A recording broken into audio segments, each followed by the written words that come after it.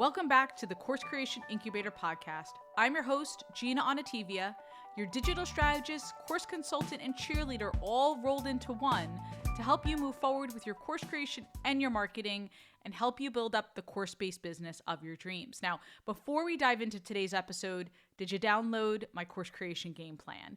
It walks through my 5 phases of course creation, and I want you to have it to help you build a successful course, to help you streamline your course creation efforts. I'll link to in the show notes, coursecreationboutique.com/game plan.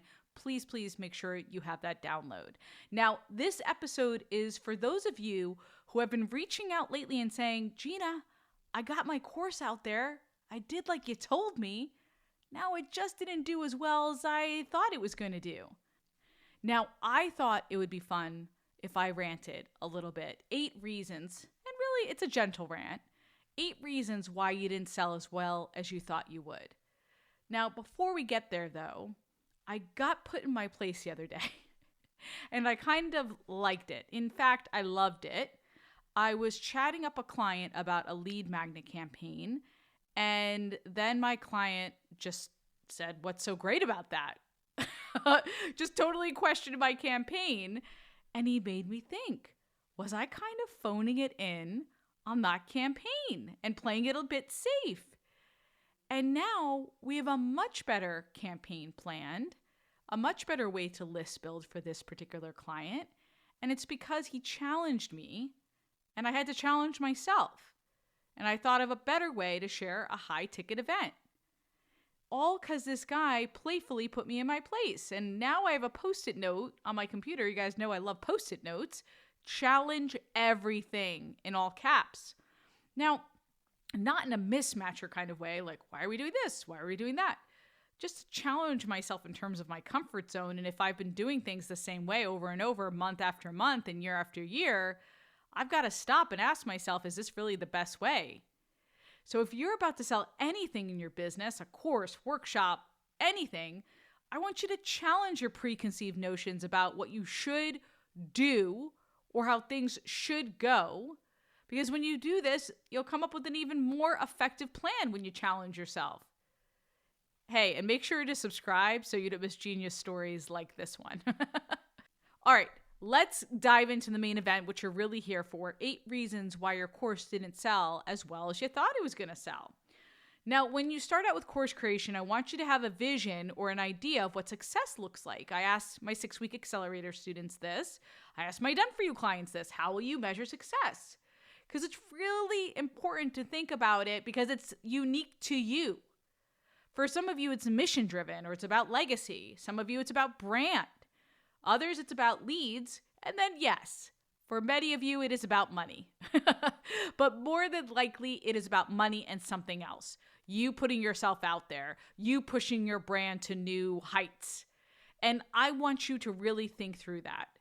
Have that vision in mind, because that's how you're going to measure if you felt like your course launch or promotion was a success. I want to make sure you're listening right now. And if you feel like your course isn't a success, have that barometer to measure against to make sure, okay, was this truly a failure or were there some successes here? I also want to set realistic expectations.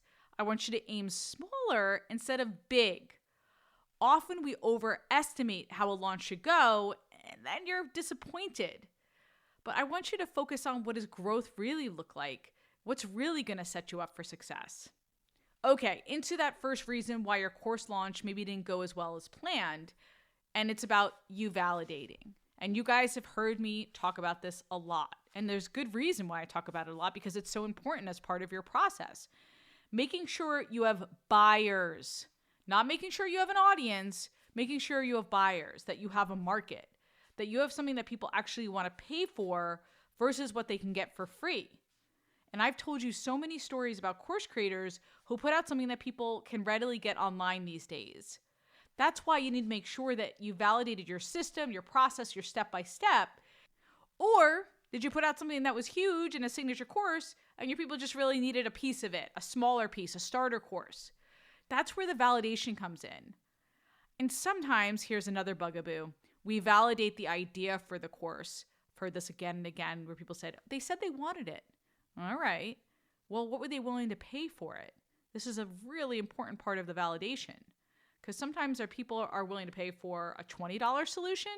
Sometimes people will pay $2,000 depending on the solution.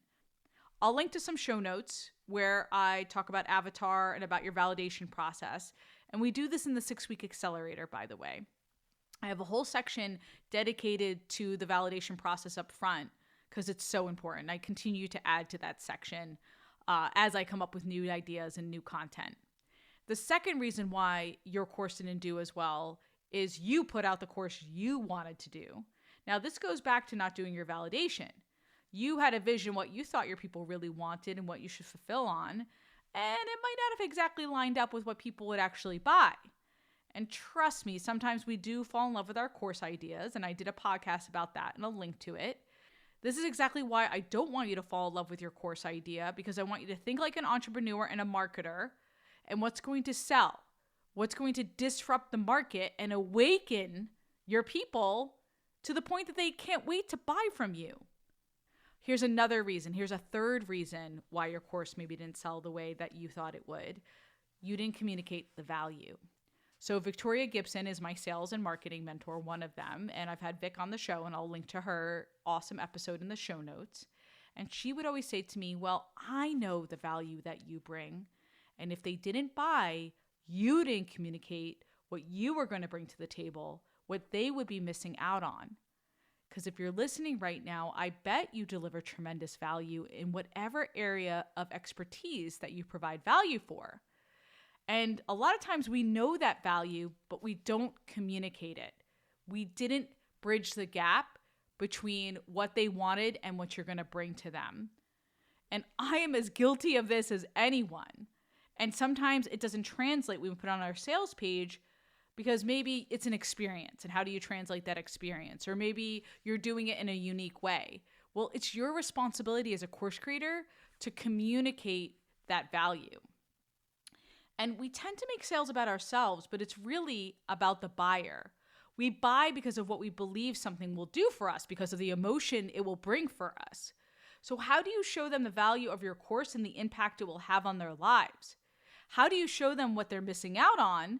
Maybe their dreams, right? Their health, by not taking your course. Maybe you need a video to show your experience. Maybe words aren't enough. Or you can have an infographic to explain what you do. Or in-depth case studies to walk through the value of what you're going to get. Again, this is your responsibility as a course creator to make sure it comes across. So maybe you didn't communicate the value of what you bring. Fourth reason, you're doubling down on one source of marketing or one channel. And if you've been listening to me, I'm all about multi-channel marketing. It's not just one channel that's going to ignite your course launch. It's just not true. There's so many different layers of marketing that make for a successful launch. And you need all those layers. You got to think through, what are the multiple sources of traffic? You can't just rely on email, for example. If you do decide to just do an email marketing campaign, just know that that's a very focused launch. That is not a multi-channel marketing effort. So maybe you layer on organic, or you do some paid ads or media or PR. You've got affiliate support. This is true multi-channel marketing. Don't think that Instagram is going to be your one and true platform. I want you to diversify. That's just another example. And that doesn't mean you have to be everywhere. I want you to create a plan where you consistently show up in a few different ways. And when you're launching, you're talking about your course all the time. Because I think you can get a little bit self-conscious and think, well, everyone knows I'm launching. Everyone knows I'm promoting. Oh, I'm starting to feel kind of slimy. But the truth is, you're really not talking about your course enough or your offer enough. People are busy. They don't see every post or read every email. Remember that your course is meaningful and it helps your students, and you can't help them if they don't know it exists. So even though it feels like overkill to you in terms of your marketing and all these different channels, I promise you it will not come across that way. Reason number 5, you haven't been building your brand and really getting people to know you in advance of your launch. So I had Kelly Hillcove on here, who took a while to get her launch out there. I'll link to her awesome episodes in the show notes. And after she took the 6-week accelerator, she got her course done in 6 weeks. But the great thing was her people were ready to buy because she had been nurturing them the whole time. I want you nurturing your people. I'm working with a client right now who has a book coming out in months. But she's been nurturing her people with that book title and that theme for the last year.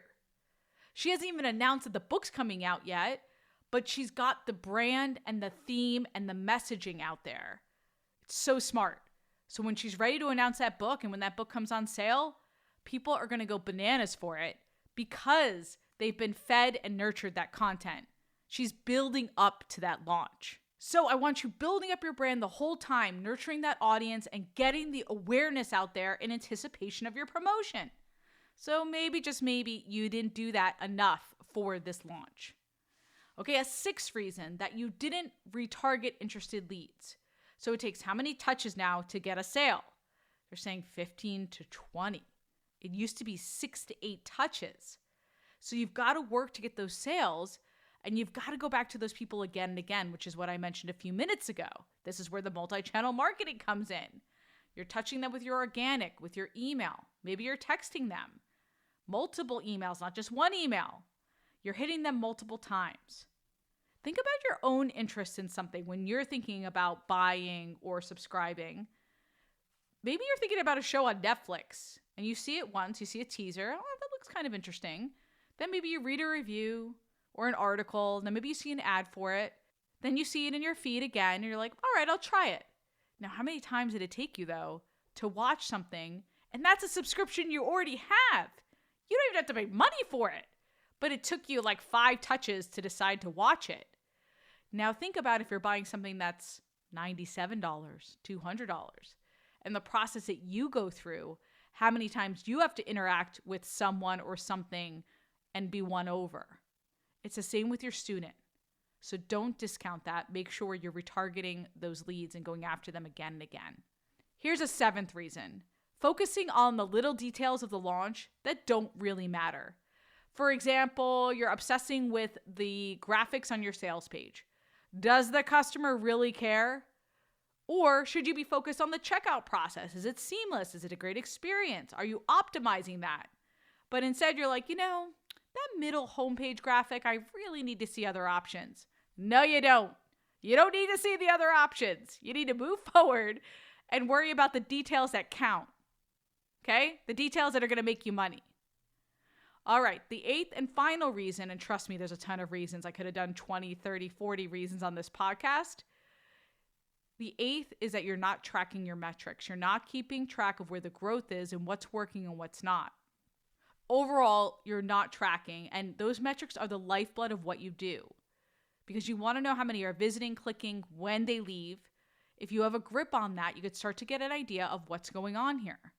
I just had a client go through a launch, a great launch, and the first thing I said was, I want to see the spreadsheet of where they came from, who bought, why they bought. And this is great data. This is one of the most fun things to do as a course creator. So I want you to check out those metrics if you haven't done so already.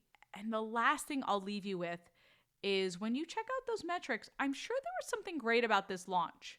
There may have been multiple great things about your launch. Now, maybe you didn't sell as many as you liked, but you got some coaching clients, or you got great brand awareness, or you got leads. You got some really awesome leads. I want you to write down what the successes were, and then what are you going to do differently for next time? How are you going to maximize with the multi-channel marketing effort?